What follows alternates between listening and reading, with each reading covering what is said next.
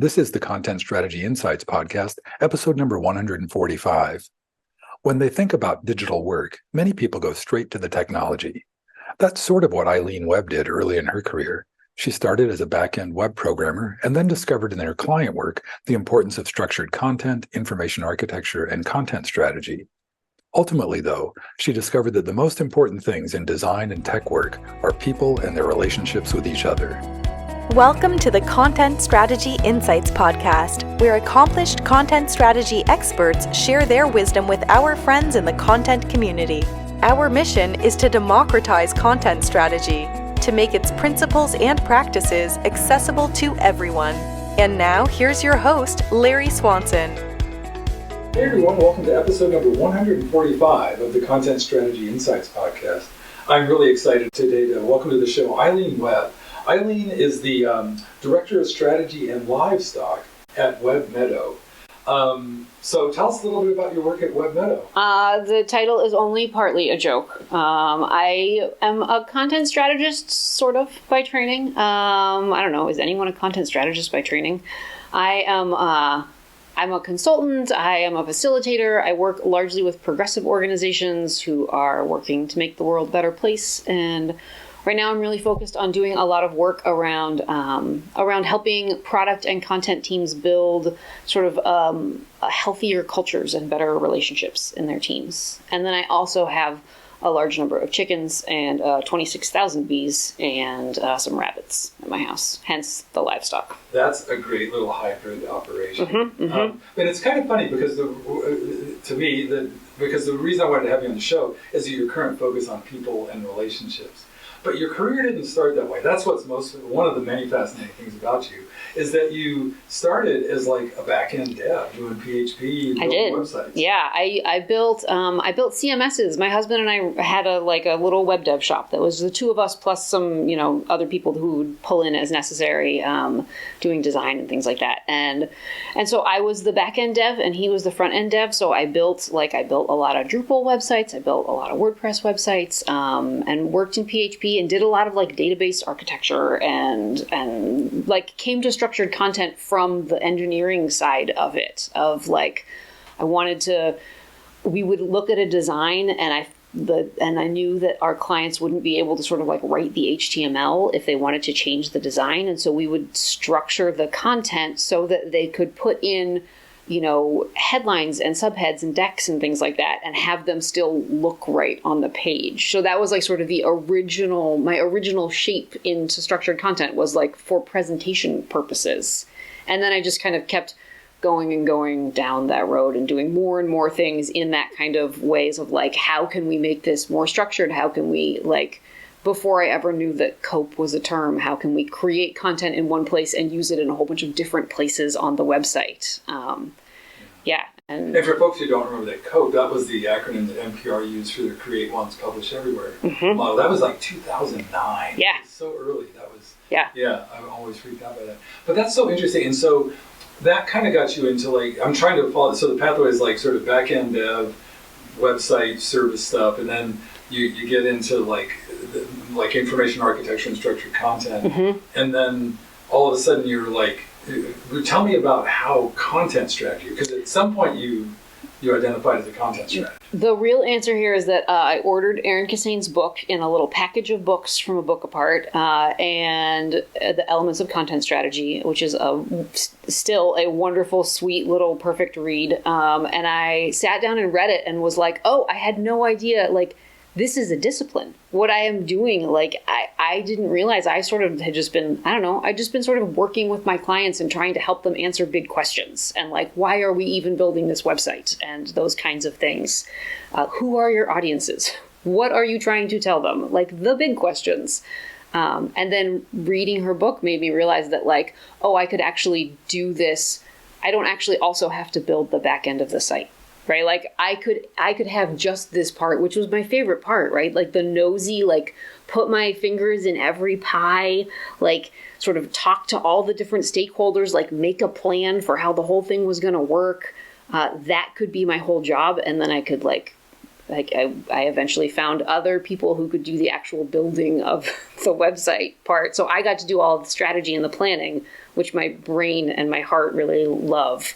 And then other people got to do the building. Yeah, that's great. And the strategy, it was more like, it was a broad, like digital, probably like marketing and publishing and content strategy all rolled into one. But you teased out the content strategy part pretty. I mean, you're known in the content strategy world. So yeah. I largely worked with nonprofits. I love working with, in particular, like mission-driven, progressive nonprofits, which meant that I was working with a lot of people who didn't have infinite resources. Like there might be 50 people on the entire staff, and like 4 of them were comms or, web people or marketing people.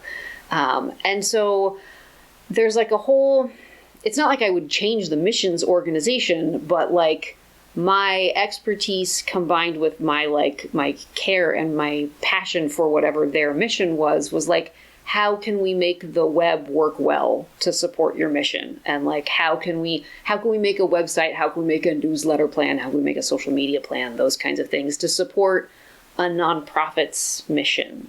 And there's an interesting thing there, which is that like some nonprofit shapes work really well if you just kind of like parallel them to capitalism, where you're like, okay, donations are like sales. We're sort of marketing in the same way. But there are plenty of nonprofits who like don't take donations, or who are doing work behind the scenes that they can't really publicize until like years later because of the like kind of work that they're doing. And so like part of some of the first stuff that I talked about in content strategy spaces was like, when you are working with a mission-driven nonprofit, what are some of the things where like the capitalist corporate models, where do they fall down? And what can we do instead? And like, what are different approaches that we might use that sort of connect better? That's so interesting, because that kind of gets at like both communication strategy and content strategy, about like what, and what you're talking about before is just like classic strategy, like balancing the organization's goals and their users' needs and figuring out the optimal way to do things.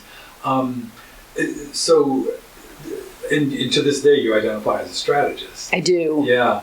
What pulled you that way, as opposed to like, were you ever tempted to just go like, oh man, this is getting hard, I just want to go back and write PHP again? That never happened. I mean, I think it's like there's a little bit, I mean, it's funny, the word I use for it is like nosiness, but that is like, that's a sort of diminishing word for it. That's like negative self-talk. It's curiosity, right?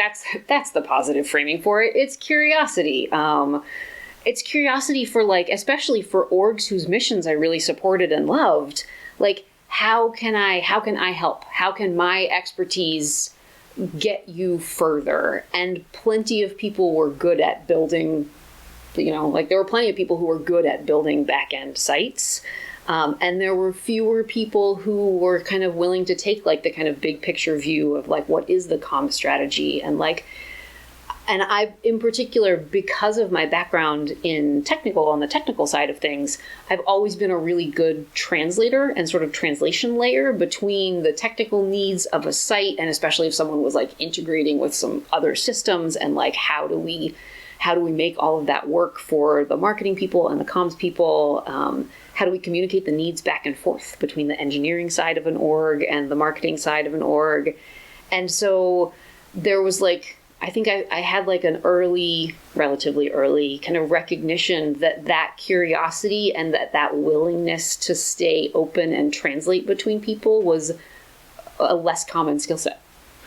Well, yeah, and because 98% of the people I've had on this podcast come from like journalism or copywriting or something like that. You come from the dev side, so yeah. I assume that's part of it. But it's also like, you're good with people, and that's sort of, I think that's is it safe to say that's now your core competency and your core? Yeah, I mean, I feel like where I have like over the years, every project that has worked really well, when I go back, and because my husband and I were running this like small business agency kind of thing together, we would do like, we would have like retreats, quote unquote. We do like little biz dev retreats where we'd be like, let's look at our clients over the last few years and see like, which projects worked really well, which projects were difficult. And the thread was always that the projects that worked well were ones where we had really good relationships with people. And the ones where like the relationships were so strong that all projects encounter friction. But that if you you trust each other and you care about each other and you like sort of, you can trust that everyone working on the project has everyone else's best interests at heart. It means that when crap happens, when friction happens, whether it's like an internal friction or like an external, there's a funding constraint or like a grant fell through or whatever the things are, that like there's a whole foundational level that you can count on, that you're like, well, we're all just going to rally and figure out how this works now. Like we're just going to figure out what the next solution is, where we go from here. And we could just trust that none of us were angling to get out of this because it wasn't going to be profitable enough or like whatever the thing was. And that just, it gave me such a strong sense just over and over again of like all of the places where when like a new content model was really complex and people took to it well and they were able to like integrate it into their processes, those were the clients and the projects where we had like spent time together and when we had like hung out in person and we had done like dinners after our training sessions and things like that. And we had like become friends.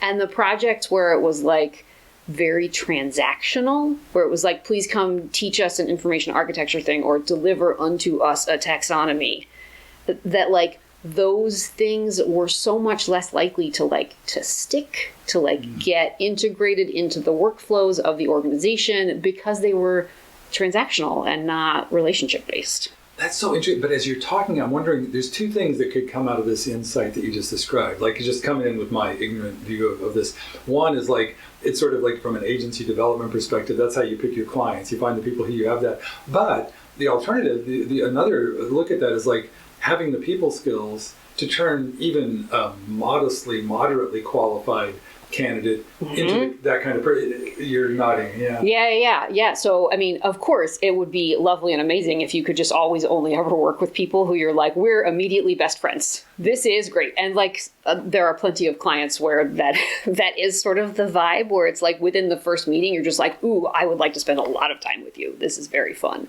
And that's amazing. But that is, that's not going to happen all the time. And so there's this whole other aspect of like, how do I, like, humans are built to connect. And so like, how do I turn my curiosity towards this person, right? How do I connect across whatever difference we might have? And how do I keep myself open? And how do I keep myself reaching for them?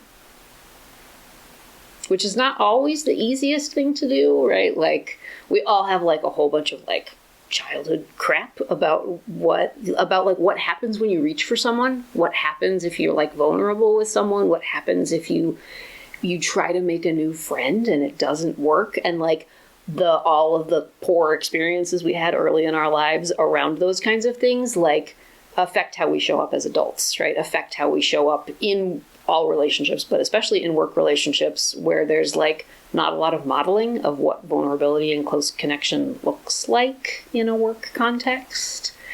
But those spaces where you can find someone who is maybe feeling a little guarded and you can keep reaching for them and like stay open enough that you can connect, those connections can be so powerful.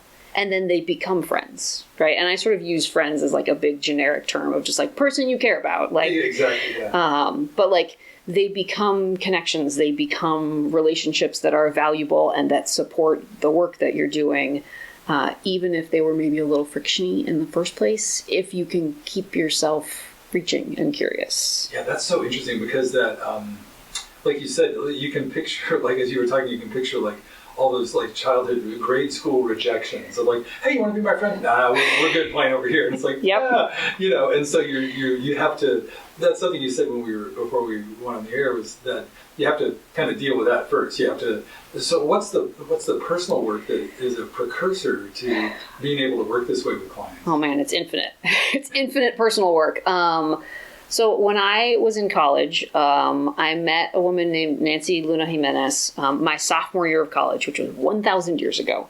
And I really she taught a workshop at my college that was about transformational relationships and communication. And in a lot of fundamental ways, it's about the ways that happened, the things that happened in our childhood, which do not have to be like capital T trauma. It can be just like, I fell off a bike and I cried and someone made fun of me, which, everyone has something, everyone has many things like that.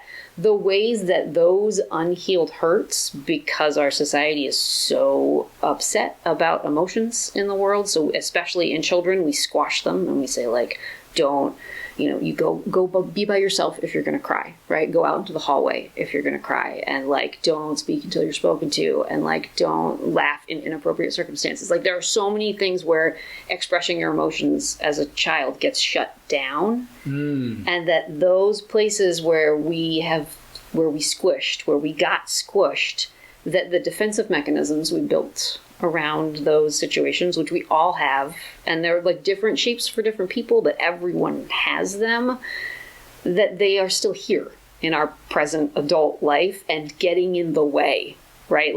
Getting in the way of us being our most brilliant selves and being our loving, curious, zestful selves out in the world. And so I took this workshop from Nancy in when I was 17, 18, very young, and young enough that I was able to it blew my mind open. And also I was able to sort of absorb a whole bunch of the framework and the teachings into my young adult, newly forming life, right? Out in the world. And then I reconnected with Nancy, 15 years later. So 5 years ago. And we had sort of stayed in touch a little bit, but we reconnected and we were just chatting on the phone, and I was talking about how much I wanted to bring the sense of her work and the frameworks into these tech spaces that I was working in. And she was like, it's really interesting you say that. I'm thinking about starting an apprentice program, and I'm looking for the first few people to go through this apprenticing program. So I was like, yes, serendipity, correct. So I joined as an apprentice, and I'm now an associate on the team. I've been working with them for the last 5 years at this point. And it's it is expanded work, but it's the same foundational work that I learned when I was in college, that that we all have work to do in healing our the experiences, so that we can show up as full humans in our present day lives. And her framing of things, the goal of her organization is to end racism within her lifetime. And so that is also a goal of mine, but part of what I am doing is finding ways to take huge amounts of the teachings, which are fundamentally useful and good in a zillion contexts, and figure out how we can use them in work contexts, which also serves the purpose of ending racism, because the more healed we are and the more clear thinking we are, the better we are equipped to do that kind of work well. But it's it's just two different. It all feels I don't know, 6 different threads in a quilt or something. Yeah, and the way what you just said about that healing, and it's sort of just shifting your context and your kind of your mindset as you approach. Is that sort of what's going on there? Or, yeah, and it's also, Nancy always says that it is not intellectual work. There's a little bit of archaeological excavation that can happen where you're oh, I am having, someone showed up late to a meeting and I got furious. I had an out of proportion reaction to it. And there is value in sort of tracing backwards and being oh, this is because of the way my parent always showed up late to dinner. oh, this thing in present day, I'm not actually mad about that. I'm mad about this set of things that happened in my childhood. And that is valuable learning, right? It's good to learn that, but that the healing doesn't happen because of the intellectual knowledge that like, oh, this is a thing that happened in my childhood. The healing happens when you sort of face the thing that happened in your childhood and you let yourself actually feel the anger and the grief and the like, all of the things that you kind of squashed down or got squashed down for you when you were a young person. But in doing that work, it frees present day you, right? It like opens up and you're like, oh, person is late to a meeting. That is not about me. Right? That is about them. That is about whatever is going on with them. And maybe I will say something to them about it, or maybe I won't, but I'm not going to do it because I'm sort of like mindlessly reacting out of wound and out of like my hurt past. I will say something about it because it is the appropriate, like, because I would like to have this meeting start on time, but I'm not going to lash out at them out of my pain. Yeah, it's interesting as you're talking. All the examples you've given, the examples of the application of this are in a professional setting. Yes, and a lot of what you're talking about is like pretty foundational, fundamental, like psychological care. And I don't think you didn't say anything about being a psychotherapist or anything, but no. But so tell me about like the sort of like the framing and the boundaries around that. About like it's clearly like a professional development thing. But it has a lot of the language and techniques around like psychological care and growth. Yes. Yeah, tell me. Yeah. I sort of feel like those are made up distinctions. Like there's quite a bit of capitalism that just pretends that we are not full people at work, that we get to be weird automatons at work that do not have full psychological lives, right? We're like weird cogs. When we go to work, which is a lie. Obviously, we are like full people at work. I also think there's like a piece of mental health oppression that says that the only appropriate place to talk about emotions is in a paid relationship with a therapist, or like maybe in the context of like one of your closest friendships behind closed doors. And I also think that like that's a piece of the oppression, that like keeping it isolated and pretending like we even can keep it separated without having ripple effects through our whole lives, but also just like the sort of declaration that like work is not a place for emotions. Yeah. But at the same time, a lot of this is probably unfolding in organizations that have this ostensible, like, you bring your whole self to work. And it's like, do they except really for that part. Right. Do they really want you? Yeah. Because like, I think they would love the results of people bringing their whole selves to work if what they're thinking of is like the Pollyanna selves. Like, they don't want my grief. They don't want my anger. They don't want my like frustration at the world. They want happy, productive, zestful me who also sometimes needs to take a half day off so that I can go volunteer at the bookmobile or something, right? Like, that's what they mean. That's what corporations mean by bring your whole self, which is nonsense. Well, and so, but that introduces sort of like some pragmatic, professional challenges. Like if you see these things going on, you're like, oh, and this stuff that you're talking about could help. Have you had experiences with like helping people implement some of the stuff you've done? Yeah, I mean, some of the work that I have been doing in the last few years is actually taking essentially like an adapted version of some of the frameworks that we teach. Nancy's organization now is called the Luna Jimenez Institute for Social Transformation. And its focus, as I said, is on ending racism. And so the work that they do and the organizations they work with are very focused on that. And part of my work on that team is figuring out ways we can get those frameworks into other domains and into other disciplines because they are so useful and they are foundational to all of us just being better humans in a more just world. And so like we can do so much of that work in the context of sort of building relationships on teams. And when we think about like product and content teams and things like that, they're very often like cross-disciplinary, right? You've got like some engineers, you've got some designers, you've got some researchers, writers, you've got like all kinds of people doing all the different zones of work. And there are so many places where there could be conflict or there could be kind of miscommunication, and teaching people some frameworks for like, all right, here are some places you can take your anger so that then you can go back to your coworker like a little like discharged, right? Like if something happens in a meeting and there's like a new policy announced and like you're pissed about it, you're not going to be able to have a good conversation about it, right? Because like the emotions are up. And so instead of just pretending you don't have them or like seething in silence, we can actually build time into meetings for exercises that like give you a place to have those emotions, to be heard, to feel heard, to be heard, to like get them out. And then on the other side of the initial emotion is clearer thinking, is like deeper access to your core self, to your curious, zestful, interested in problem solving, interested in staying connected to your teammates' self. But if we don't let places for the unpleasant emotions to come out, then you're just like, the reaction is mostly just like, I will not talk to my coworkers after 5 p.m. I will never invite Greg to a meeting because he is the absolute worst, right? Like we sort of, and sometimes those are boundaries that are healthy, and sometimes those are defensive reactions that are happening out of hurt. And if we don't make the distinction, I think we lose a lot of places where we could build connection and we could build something like robust and beautiful and loving in spaces where we don't always see it. Yeah.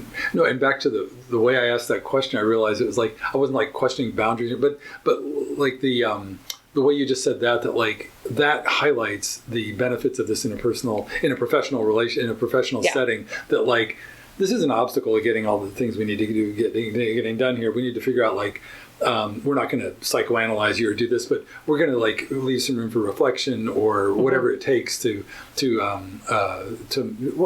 how much of this is like you said earlier about safety and or just helping people feel okay with, Yeah, I mean, safety is a tricky word because I feel like when we talk about like safe spaces, that can't be declared from the outside, right? That can only be declared by the person who is feeling safe inside it. That is the only safe space, is if someone is feeling safe in the moment. But I think that there are things that orgs and cultures and like team leaders even, right? It doesn't have to be like a VP of people or something. It could just be like a person who's leading a team.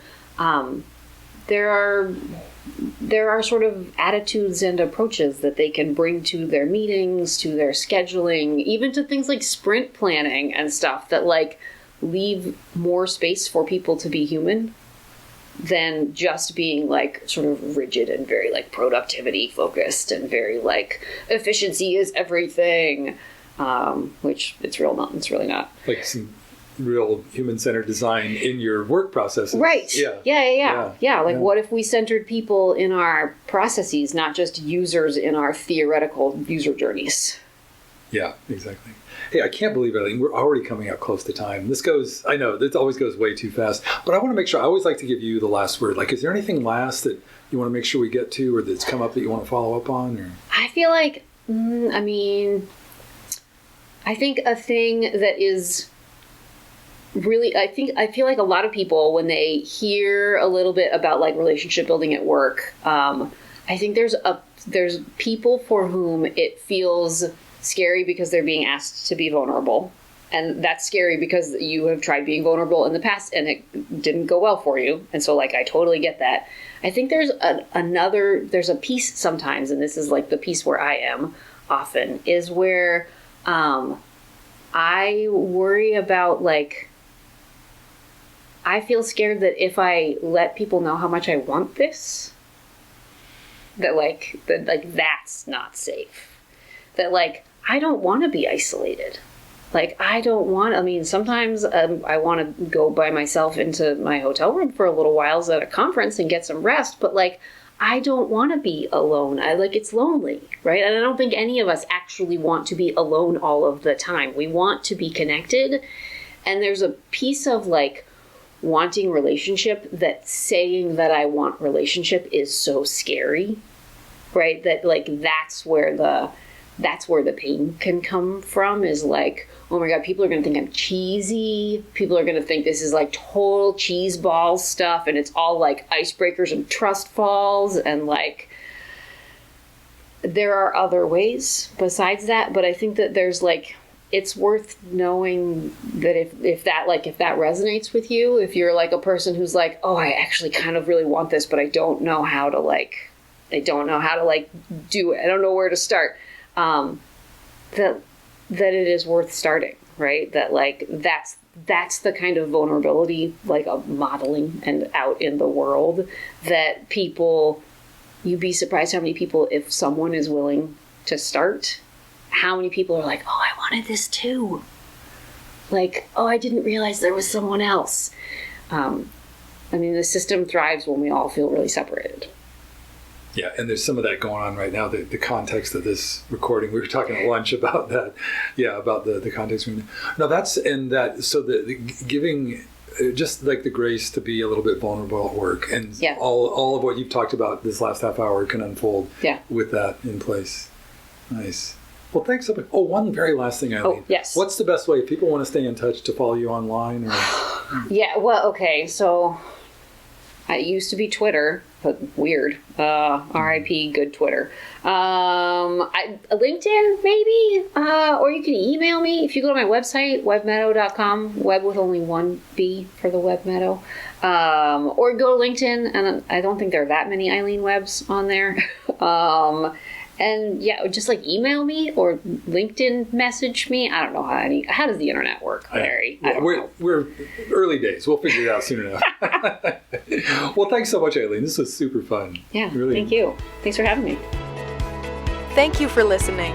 If you can think of a friend who might enjoy this episode, please share it with them. And please join us again for our next content strategy interview.